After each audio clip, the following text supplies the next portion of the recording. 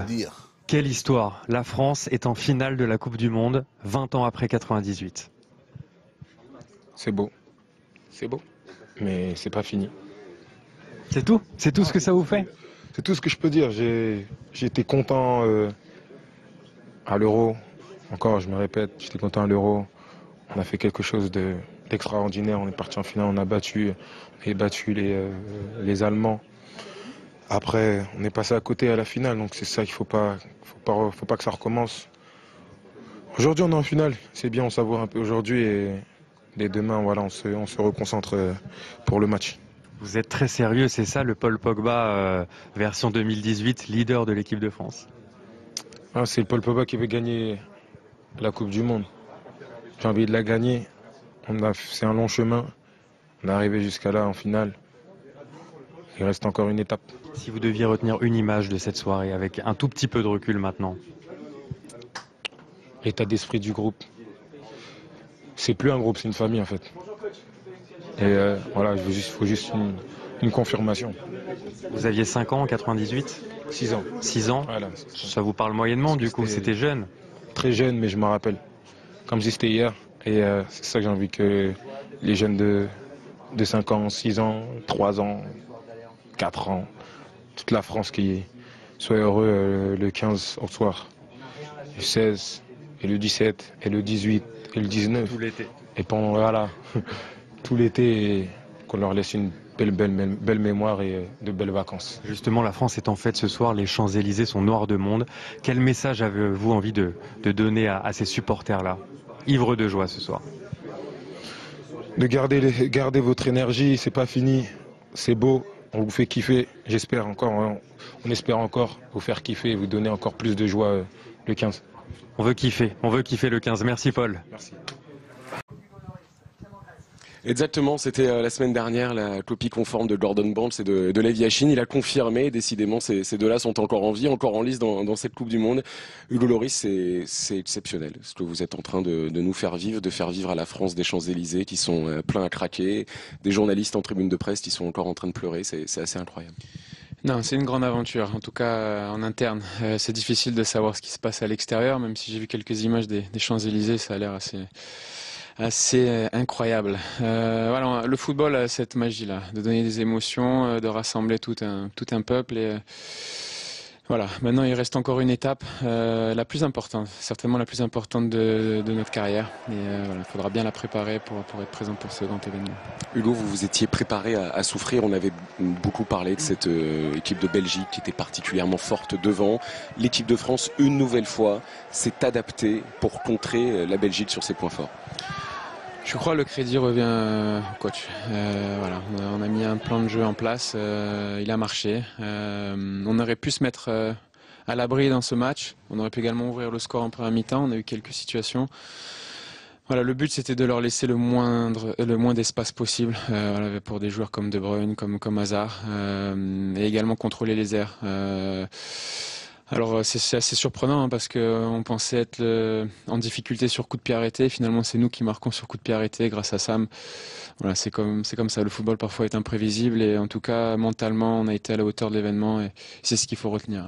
Et puisque vous parlez justement de ce but de Samuel Umtiti, c'est formidable parce que Raphaël Varane restait sur le souvenir de ce quart de finale de 2014. Il marque en quart de finale. Samuel Umtiti, on a beaucoup parlé de ses genoux, de ses souffrances, peut-être même de certaines de ses difficultés dans cette compétition.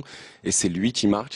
C'est un peu un symbole de cette équipe de France, le constant désir de revanche de ces joueurs. Je crois que ça donne encore plus de crédit à leur performance parce qu'ils sont juste devant moi et je peux vous garantir que c'est pas facile. C'était pas facile encore aujourd'hui. Ils ont été présents, ils ont enlevé beaucoup de ballons dans la surface, sur les centres.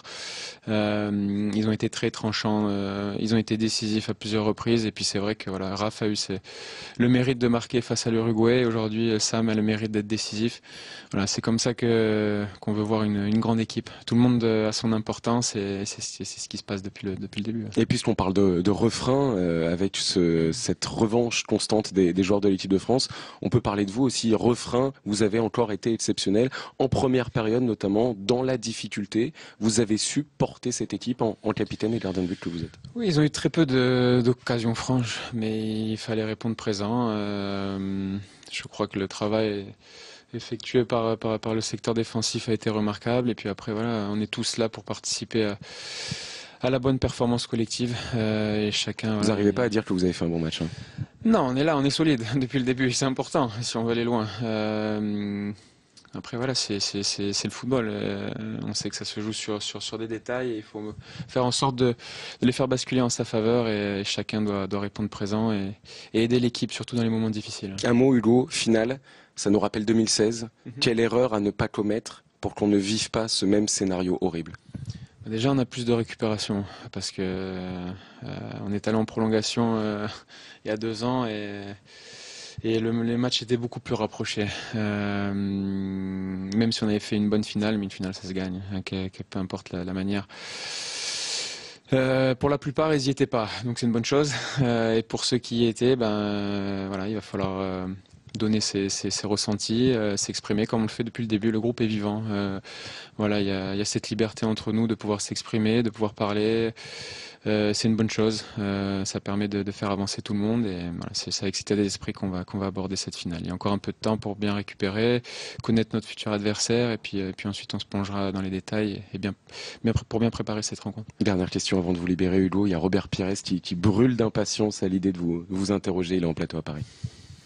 Hugo, j'espère que tu vas bien. Je pense que oui. Félicitations à toi et à toute l'équipe. Il y a 20 ans, tu le sais, Dédé il a soulevé la Coupe du Monde. Et qu'est-ce qu'il vous apporte au quotidien, notre ami Dédé? Par rapport à ça, justement. Je connais pas Dédé. Hein. Non, le coach, son calme, sa sérénité. Il est très proche de ses joueurs. Voilà, la victoire de ce soir également, on lui doit beaucoup parce que c'est lui qui établit les plans.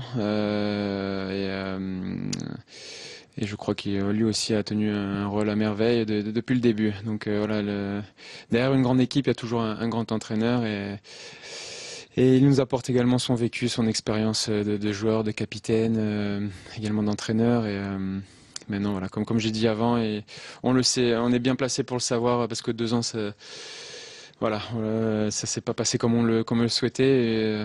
Il reste une finale à jouer et chacun aura son rôle à jouer dedans. 90 minutes pour être le premier Français depuis Didier Deschamps et tous les autres à soulever cette Coupe du Monde, Hugo. C'est vraiment, vraiment tout le mal qu'on vous souhaite. Merci, on va tout donner. Merci à vous. Oui, avec Thibaut Courtois. Thibaut, vous avez effectué une partie exceptionnelle. Malheureusement, ça n'a pas suffi. Qu'est-ce qui a manqué à la Belgique pour se qualifier pour la finale? En face, c'était costaud, c'était l'équipe de France. Je ne dirais pas que l'équipe en face était meilleure que nous. L'équipe en face a bien défendu avec 11 à 35 mètres du but. Et ils ont fait ça tout le tournoi. Et après, ils ont mis contre l'Uruguay un but en coup franc. Aujourd'hui, un but en corner. Et c'est dommage. Mais bon, ça, c'est le foot. C'est sur les détails. Chaque équipe joue à leur force. Notre force, obviamente, c'est avec le foot. Leur force, c'est défendre et le contre-attaque avec Mbappé qui est très rapide. Et c'est dommage, tu vois, il sait très bien, je crois, la France qu'on a plutôt les difficultés contre des équipes qui jouent très basses. Mais ici, c'est contre Panama ou des équipes pareilles, tu sais que tu as encore une chance de mettre un but. Aujourd'hui, c'était très dur de surpasser la ligne de défense de la France. Et si un peu, par exemple, la tête de Marouane, ça va juste à côté aujourd'hui, donc ça, c'est dommage. On était un petit peu surpris par rapport au schéma tactique mis en place par Roberto Martinez, avec notamment Dembélé, titulaire. Vous pouvez nous expliquer quel était le plan aujourd'hui? Je crois un peu le même que contre le Brésil. Je crois qu'on devait fait gaffe à la contre-attaque avec Mbappé. Et bon, avec Thomas suspendu, on n'a pas d'autre back droit que Nasser. Donc je crois qu'ils ont essayé de faire ça. Je crois que c'était bien en place. On a créé du danger quand même avec Eden, un contre Pavard. Je crois que beaucoup de fois il a passé la ligne. Mais bon, je dis aujourd'hui c'est pas notre jour et après tu perds avec un corner et ça c'est dommage et c'est frustrant parce que tu perds pas contre une équipe qui était meilleure. Je crois pas que la France est meilleure que nous, mais bon c'est le foot ça gagne au détail. Avec Atlético, j'ai vécu ça aussi que les corners c'est très très important et là aujourd'hui ils ont mis un but donc ça c'est le foot et on doit l'accepter malheureusement.